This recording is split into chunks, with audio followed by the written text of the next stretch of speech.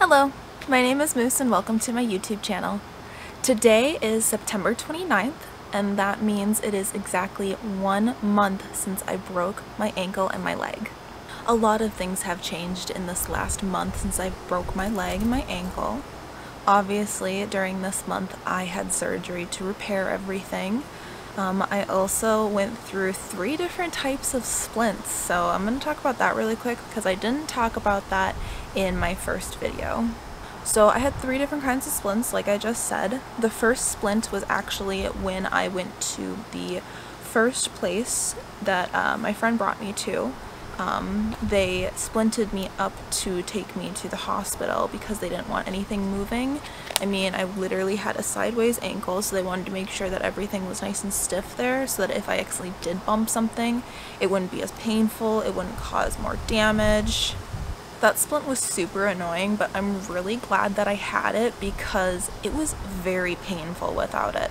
Once they put that splint on, even though my ankle was still sideways, even though I didn't really have painkillers in me, it made it feel so much better because it took pressure off. The second split that I had was actually after they had realigned my ankle at the hospital.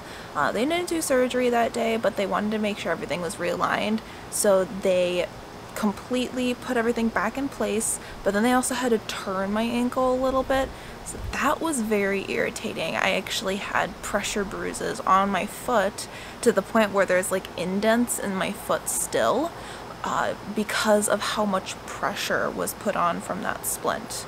And the third and final splint was the one that I had after my surgery. Obviously they just put that on to make sure everything was held in place. They didn't want to put like a cast on or anything right away just in case they had to go back in there, so they let things settle down. And then after my post-op appointment, like you guys saw, I got this lovely boot that I am now wearing.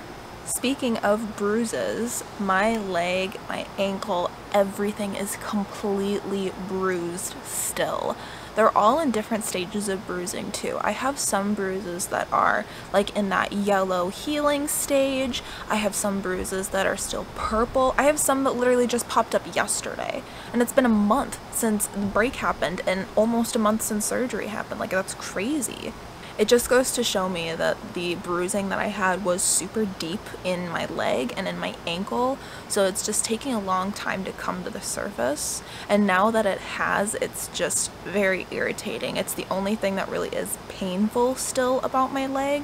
Other than I get occasional twitches that are painful, like my entire leg will decide that, hey, we're gonna twitch now, and it will move my ankle in a really weird way, which I'm not used to. And it will just make everything flare up in a very sharp pain, but then it goes away. So I'm glad that I'm not in severe pain anymore. Other than the bruising, the only thing that has affected my leg and my ankle is some pretty bad atrophy, actually. I've never experienced a break before. I've never experienced having to be off my leg for a very long time or being off a limb for a very long time.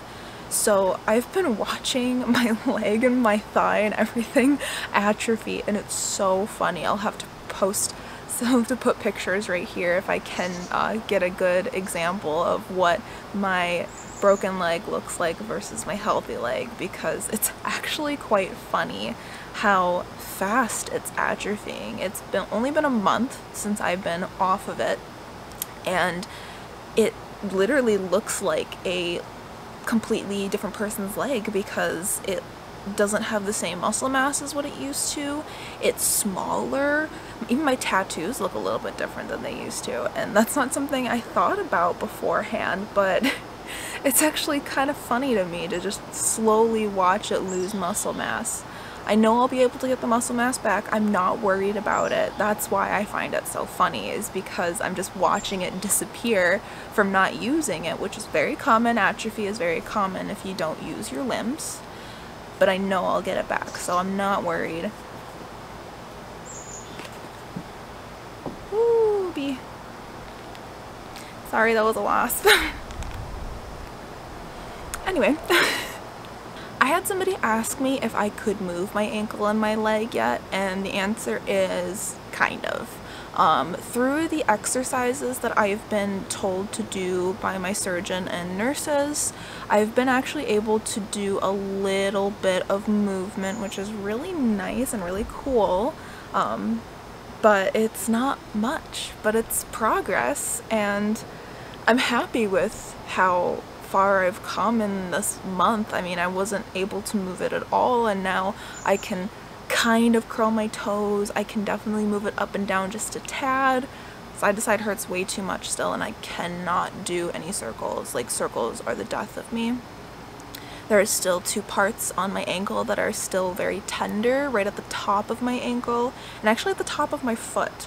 So if I do too much movement in my ankle, it actually will cause very bad uncomfortability and pain for about 10 minutes afterwards.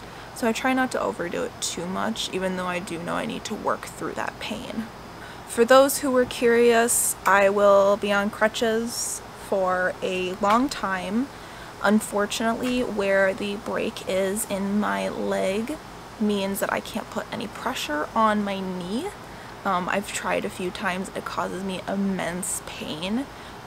So I can't use a knee scooter. I can't use anything else that could like aid in helping me move around. So I'm stuck with crutches for a while, which is okay because I don't really need to leave the house all that much. So I just use the crutches to get from like downstairs to upstairs, or like to the bathroom or to my bedroom, things like that.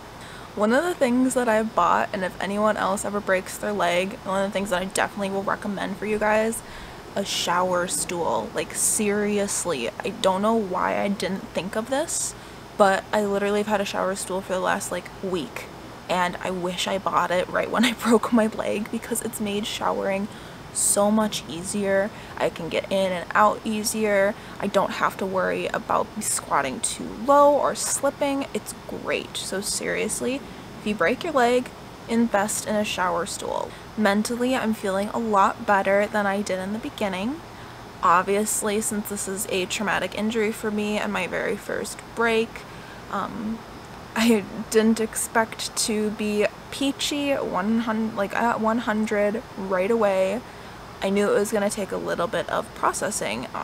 This is trauma. I have to process it. I have to go through everything to be able to feel fine, and if I don't, then it makes healing harder.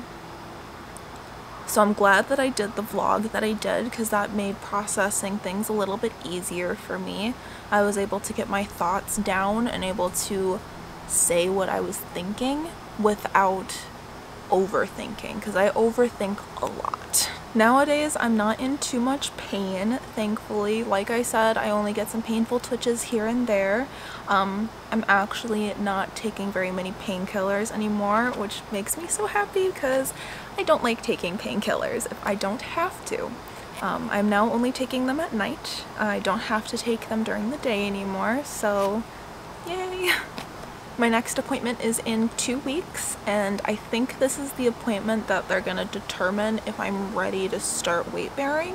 I think that's what the nurse said when I was getting everything changed over to this brace, but I'm not 100% sure. I'm hoping that the next appointment will be the one that they tell me that I can start weight bearing, because that'd be great.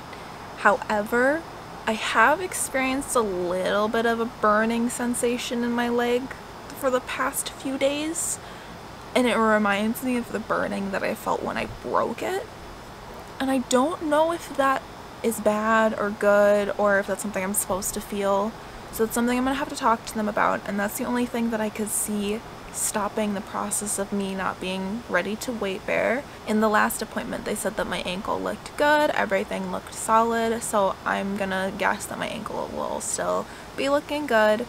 My leg is what I'm calling free healing, because it doesn't have a plate, it doesn't have a screw or anything. He just kept it aligned as he was moving the bones around in my ankle, because those were the ones that were broken and destroyed and everything like that.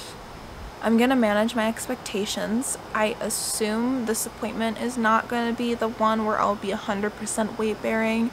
I might be able to do, like, you know, one crutch, maybe a cane, and every so often, but I feel like it might be too soon, but then again, I've never had a break before. I don't know how long bones technically need. They told me 6 to 10 weeks. It's gonna be about 6 to 10 weeks, so I'm trusting my surgeon. I'm trusting my surgeon's team, and we will see, because they've been great. They have helped me every step of the way, answered any questions that I had.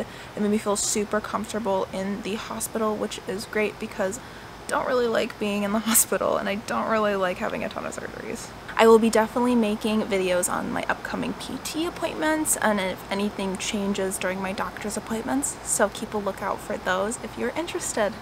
Thank you so much for watching. Leave a like if you liked my video, and leave a comment down below if you have any questions or want to share any stories with me.